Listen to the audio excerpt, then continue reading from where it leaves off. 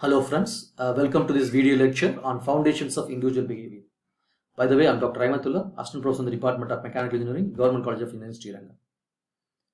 Let us see the individual behavior framework. A framework is proposed by psychologist Kurt Lewin.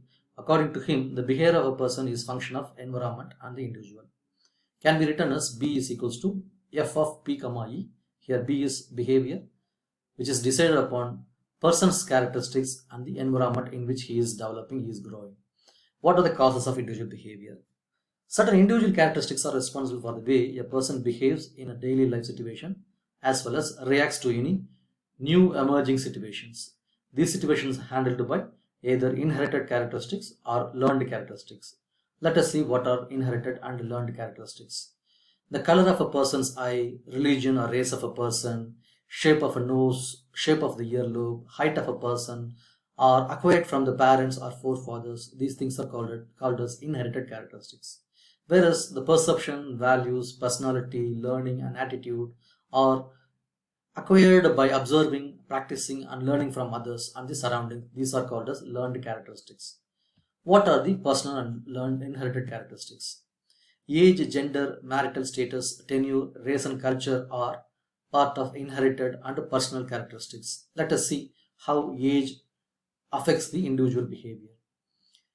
Normally, the younger people brings in smartness, speed of work into the work culture, whereas the older workers brings experience, judgment and strong work ethic and commitment to quality. So the age is an obvious factor which affects the individual characteristics. Like age, gender also a role to play. The men and women are different. They cannot be assigned the same job. Men will be assigned more physical job, whereas women cannot be. So the gender also played a role in the individual behavior and the productivity. Marital status has not much evidence that marital status has a role to play in the productivity, but the marital status brings in the stability. The married person has very limited chance to move from one organization to another organization because he may need stability in the organization. He may have a lot of commitments in the family and other things. So there may be a stability because of marital status. The fourth factor is tenure. Tenure is nothing but seniority. Seniority brings in stability and positive relationship with the productivity. The senior people have very limited chances to move from one place to another place. The seniors brings in a lot of experience. Therefore, there is a very limited chance to move from one place to another place. Whereas the race and culture has a role to play in the individual characteristics. Race is nothing but the biological heritage used to identify oneself, or it is generally determined and refers to one's ancestry, like whether you are Indian or American or African or Asian or Mongolistan or European or Arab. So race has a role to play. This is certain management gurus thought, whereas some of them are believe that race doesn't have any role to play. This is one of the contentious issues. There are a lot of differences exist between the management gurus. Whereas the culture refers to ideas, behavior, beliefs and traditions. These are shared by a large group of people and transmitted between generations. Like the religion you are following, the festival you are celebrating, all these things also has a role to play in the individual characteristics. Attitude, personality, perception, learning and values comes under learned characteristics. We'll see what is attitude. This is the mental state of readiness, learned and organized through experience. Attitude exerting a specific influence on person's response to people, object and situation with which it is related. So attitude may be a positive attitude, negative attitude, attitude against the attitude on the senior manager, attitude with your colleagues. These things are a major role to play in the organizational outcome and organizational behavior. The second learned characteristics is personality, the sum total of ways in which an individual reacts to and interact with others, how he is interacting with others. The pattern of thinking, feeling, understanding and behaving is part of personality. Personality is not the physical size, it is the characteristics, individual characteristics, how he is working with others. Some personality may be very sharp, some may be very lethargic, some may be very studious, some may be very nervous, some may be very shy. These are part and parcel of personality. Perception, it is an intellectual process by which a person acquires information from the environment and organizes it and obtains meaning from it. It is a result of different senses like feeling, hearing, uh, touching, and smelling, and etc. Whereas the fourth learned characteristic is learning. How a single individual person learning from the environment. Any relatively permanent change in behavior that occurs as a result of experience. As the experience grows, the person may be of learned. He may be learned a lot of things. That lot of permanent change will bring in a lot of new things to the environment. I mean, organization, so that the productivity will be higher. Values are the individual beliefs that motivate people to act one way or another. They serve as guide for human behavior. Love, truth, freedom are some of the intrinsic worth values, whereas the ambition, responsibility, courage are some of the other values which also will bring in a lot of inputs to the organizational behavior. Let us see one by one. What is attitude? Attitude is the learned reaction of response of person's entire cognitive process over time span. Attitudes have a cognitive, affective, and behavioral components. Cognitive component is how what a person knows. This is mental ability of the person, how much knowledge, how much IQ brings into the system is decided upon. Whereas the affective component, how people feel, is an affective component. How people feel about you, about the system, about the manager, about the people, about the environment is an attitudinal characteristics. The third one is behavioral component. This is nothing but how people behave or intend to behave in a system. This is one of the most concerned by the managers. On the right side there is a figure. This is objective versus frustration to satisfaction. As the objective is very limited, the frustration will exist. The objective is a certain level, you will be satisfied, you can reach that objective, so therefore you can end up with a satisfaction. If more objectives are formulated, you may not end up solving all the objectives, therefore you may end up with frustration. So the more prominent attitudes are job satisfaction, job involvement, organizational commitment. What is job satisfaction?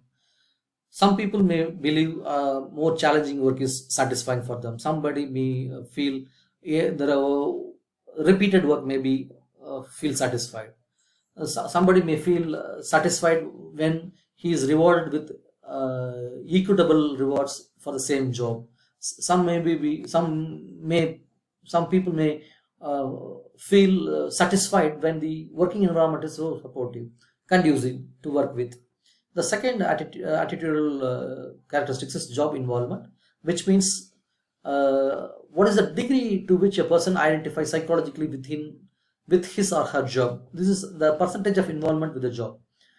Somebody may be 100% involved. Somebody because of satisfied work environment. Somebody may be very less job involvement. They will show very less job involvement. There may be a lot of frustrations. Therefore, their involvement will be very less. The third one is organizational commitment. This organizational commitment has a positive correlation with the productivity. This is how much a person is committed to the work environment. Some people may be, the senior people may be very much committed. The younger generation people may be very less committed because they wanted to switch over to new job which may be paying him or her a lot of money. Therefore, organizational commitment, if more organizational commitment, it is correlated positively with the productivity. Personality. Personality is the other learned characteristics. Personality is made up of characteristics, patterns of thoughts, feelings, and behaviors that make a person unique.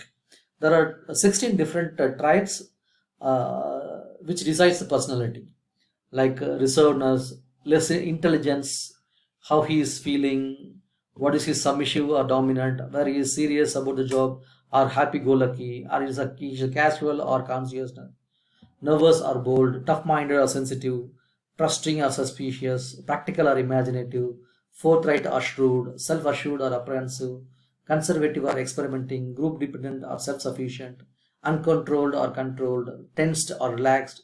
These are the different behavioral characteristics showed by different persons. These are called as personality characteristics. Perception. Perception is nothing but interaction of individual with the stimulus. The stimulus may be a feeling like touching, uh, sensing, or hearing. It is a process of interpreting something that we see or hear in our mind and use it later to judge and give a verdict of the situation, a person, or a group. It is an intellectual process of transforming sensory stimuli into meaningful information. Different people perceive different things about the sensitive situation, situation differently. Uh, what are the factors influencing perception? The perceiver, the target, and situations are the factors influencing the perception. What are the perceiver? Attitude, interest, experience, and expectations are part of perceiver. The target may be motion, sound, size, background, proximity. The physical appearance play a major role in our perception of others. Extremely attractive or unattractive individuals are more likely to be noticed in a group than the ordinary looking individual. Normally, these are the outliers. May be very good or may be very bad. These people may be noticeable, very easily noticeable by the observer. The situations are time or work setting or social setting. The time play a major role in the perception. Somebody may perceive certain things during the morning session, somebody may be in the evening. There's some other perception during evening, or some maybe during winter session, some perception may be different. During the summer, the perception may be different. Next, learning. The process of acquiring new and relatively enduring information or behavior. Any relatively permanent change in behavior that occurs as a result of experience is called learning. There are two types of learning: associative learning and cognitive learning. Associative learning, learning that certain events occur together. Here in associative learning, classical conditioning and operant conditionings are there. Associating two stimuli is a classical conditioning. Operant conditioning is association of response with its consequences is called operant conditioning. We are not much worried about how the classical conditioning and operant conditioning works about, because our scope is limited to the foundation of the individual behavior. The second one is a cognitive learning. This is the acquisition of mental information, whether by observing others or by watching others or through language. The last slide on this particular topic is ability. An individual capacity to perform various tasks in a job is called ability. Not all individuals are equal in terms of abilities. Each has strengths and weaknesses. There are two types of ability. One is intellectual ability and physical ability. This ability also brings in values to the organization, and this also affect the productivity of an organization. Intellectual ability. The abilities needed to perform mental activities are called as intellectual ability. No correlation between intelligence and job satisfaction. Some people may be very much intelligent, but they may be less job satisfied because they may feel their award and reward is not par with their colleagues in other organizations. The same is with IQ. If more IQ person is working for an organization, he need not be get satisfied with the environment. These are part of intellectual ability. The second one is physical ability. The capacity to do tasks demanding stamina, strength, dexterity, like similar characteristics are called as physical ability. So these are the learned characteristics. So to sum up, the individual characteristics are built upon inherited characteristics and learned characteristics. Inherited characteristics are nothing but age, uh, age, race, gender. These are part and parcel of the inherited characteristics, whereas the ability, attitude, perception, personality are part and parcel of the learned characteristics. With this, I'll stop here. We'll continue the next class with the group behavior. Thank you.